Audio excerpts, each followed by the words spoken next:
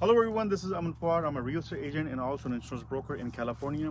Today I'm going to talk about almond orchards. When you are ready to buy an almond orchard, what do you need to look into and what are the different type of orchards available in California? So we're going to talk about the soil, we're going to talk about the varieties, we're going to talk about the water, and we're going to talk about the rootstocks. All these are major facts when you're looking to buy an orchard, and also the area. So there's a few things we'll talk in this episode, and we'll also talk other in the next episodes. I'll be making a total of 52 episodes this year, and we'll be talking all about almond orchards. I would like you to go ahead and subscribe to this channel and also share with your friends and buddies so they can watch this content as well. I'll be very thankful if you do that. So let's talk about first thing will be your soil. What kind of soil is suitable for an almond orchard? Well, if you take a look at in California, everybody and all over the place, people are planting almonds wherever they can. But what are the main soils where almond orchards should be planted? Most likely, there's sandy loam soils, right?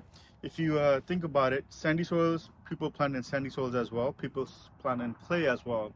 But what happens in the long term with the clay soils? Well, in the clay soils, since the clay it's a hard soil, trees are not able to the rootstock is not able to fulfill itself and spread itself, and when the rootstock doesn't, or the root doesn't spread itself all the way to its content, it doesn't have enough canopy on the top. So you're gonna lose production, and also the tree's gonna stay small. That's one thing. And then when it comes to sandy soil, it's a good soil, but again, the fertilizer wouldn't stay on that soil. It percolates under the earth much faster than a sandy loam soil, because and if it doesn't stay by the roots, if the fertilizer doesn't stay by the roots, the trees are not getting much nutrition and they're lacking nutrition. So again, you're going to be losing production there as well. So those are the few things to follow up when you're looking to buy a property, and which areas and what kind of property you're buying. I always prefer sandy loam soil because sandy loam soils are a mixture of a clay and sand. So it's a good soil to have when you're buying an almond orchard. Um, let's talk about what kind of varieties are available. There are many varieties available in California, but majority of the varieties that people like to plant these days are non-pearl Monterey, maybe some Fritz as well, depending on which areas you are and what kind of pollination you're looking for. Well, we'll talk about pollination and bees also in the next episode. That's another point that we'll talk about as well. So one good thing about non-pearl and Monterey is that when it's time to harvest, you don't have to harvest everything at the same time. You have about a gap of week and a half, or maybe 2 weeks before you harvest both rows.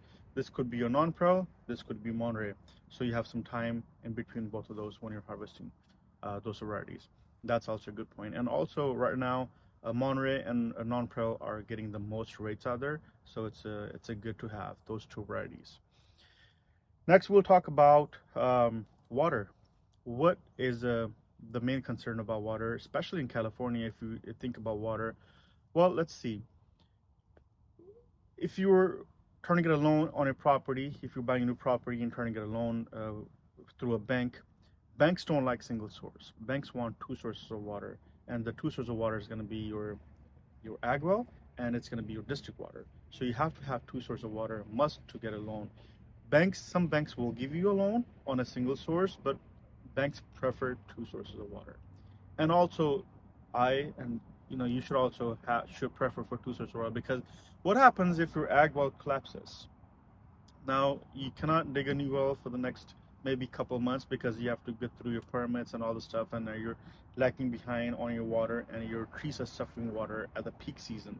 That's not good.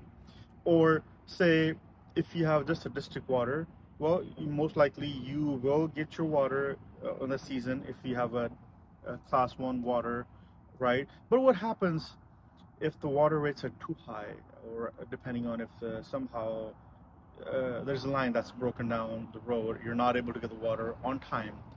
Now again, you're suffering loss to the trees, not getting enough water, and the end result's going to be you're going to have less almonds, less money in your pocket. So those are the few things we have to consider. Always look for two sources of water, main. And again, if we talk about rootstock, people don't talk about that much, but I love to talk about rootstock. Why it's important to choose your rootstock when you're planting your orchard. How to choose a rootstock is the main key. Let's see. So for the first thing is, when you're ordering your trees through a nursery, you always want to let the nursery know. Most likely they will ask you, hey, what kind of soil you have, which areas you're in, so that kind of stuff. And they will prefer you, hey, this is what kind of rootstock you need. It could be Kremisk 86, it could be Nimagard, it could be the other ones in the line, it could be anything other. So this orchard that I'm in right now, this is in Central Valley, California, and this orchard has Nimagard rootstock because again, it might have some issues with the nematodes, so that's why they have choose to go with Nimagard.